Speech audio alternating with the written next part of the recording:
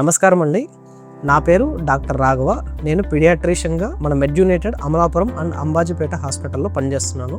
ఈరోజు ఈ వీడియో ముఖ్య ఉద్దేశం వచ్చేసి, మనము చిన్నపిల్లల్లో పేరెంట్స్ కొన్ని లక్షణాలు చిన్నవే అనుకోని ఏంటంటే నెగ్లెక్ట్ చేస్తారు. కానీ ఆ చిన్న లక్షణాల వల్ల లోపల ఉన్న పెద్ద ప్రాబ్లము బేబీస్ అనే వాళ్ళు సీరియస్ అయ్యే అవకాశం ఉందండి. వాటికి ఏంటంటే కొన్ని 7 కామన్ సంకేతాలు ఉన్నాయన్నమాట. వాటి గురించి మనం ఈ వీడియోలో డిస్కస్ చేద్దాం. దాంట్లో మొదటగా డిస్కస్ చేసేది ఫీవర్ గురించి. ఎప్పుడైనా సరే చిన్నపిల్లల్లో జ్వరం 3 రోజుల కన్నా ఎక్కువ ఉంది, మరి హై గ్రేడ్ ఫీవర్ వస్తుంది అంటే 102 లేదా అంతకన్నా ఎక్కువ వస్తుందంటే దయచేసి దాన్ని అశ్రద్ధ చేయకండి.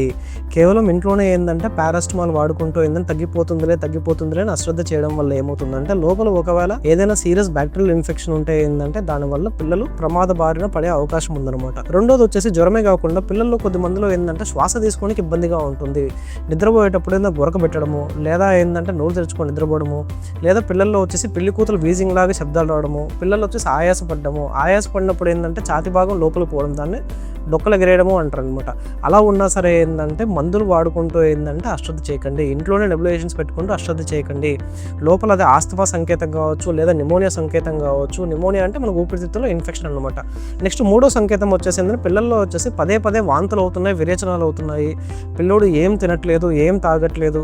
ఒకవేళ విరోచనాల్లో వచ్చేసి రక్తం పడుతుంది, లేదా కళ్ళు లోపలికి పోతున్నాయి, పిల్లోడు డల్ అయిపోతున్నాడు. ఇలా ఉన్నా సరే ఏంటంటే అది డీహైడ్రేషన్ లక్షణం కావచ్చు. అలాంటివి ఏమన్నా ఉన్నా సరే ఏంటంటే అశ్రద్ధ చేయకండి, వెంటనే హాస్పిటల్ తీసుకురావాలి. నెక్స్ట్ వచ్చేసి ఏంటంటే పిల్లలకు ఏమో కళ్ళు తిరిగి కింద పడిపోవడము, లేదా పిల్లలకేమో ఫిట్స్ రావడము, లేదా ఉన్నట్టుండి స్కూల్లో ఏంటంటే కాళ్ళు చేతులు వంకర్లు పోవడం, ఇలాంటివి ఏమున్నా సరే ఏంటంటే ఇది 4వ లక్షణం అండి. ఇలాంటివి ఏమున్నా సరే ఏంటంటే వెంటనే హాస్పిటల్ తీసుకురావాలి. ఎందుకంటే ఒకవేళ ఫిట్స్ అయినా సరే ఏంటంటే పిల్లలకు ఒక 5 నిమిషాల కన్నా ఎక్కువసేపు రాకూడదండి. ఒకవేళ ఎక్కువసేపు వచ్చేపాటు అయితే ఏంటంటే అది స్టేటస్ ఎపిలెప్టికస్ అంటారు అనమాట.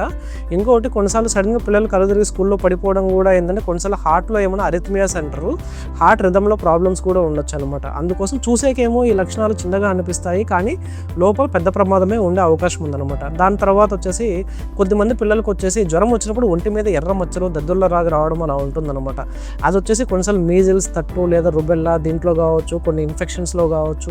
దాని తర్వాత అలర్జీలు సంబంధించిన ప్రాబ్లంలో కూడా జ్వరం వచ్చిన ఒంటి మీద ఎర్ర మచ్చలు రావడం, దురదలు రావడం ఇలా ఉంటుందన్నమాట. నెక్స్ట్ ఇంకొకటి వచ్చేసి పిల్లలు కొద్దిమంది తల్లిదండ్రులు ఏం చెప్తారంటే ఏమి తినట్లేదు, ఏం తాగట్లేదు, నీరసించిపోతున్నాడు, ఏం తిన్నా కూడా వాంతులు అవుతున్నాయి. ఇలా ఉన్నా సరే ఏంటంటే మనం వచ్చేసి ఏంటంటే అశ్రద్ధ చేయకూడదు. ఎందుకంటే పిల్లలు డిహైడ్రేషన్ పోయే అవకాశం ఉంది.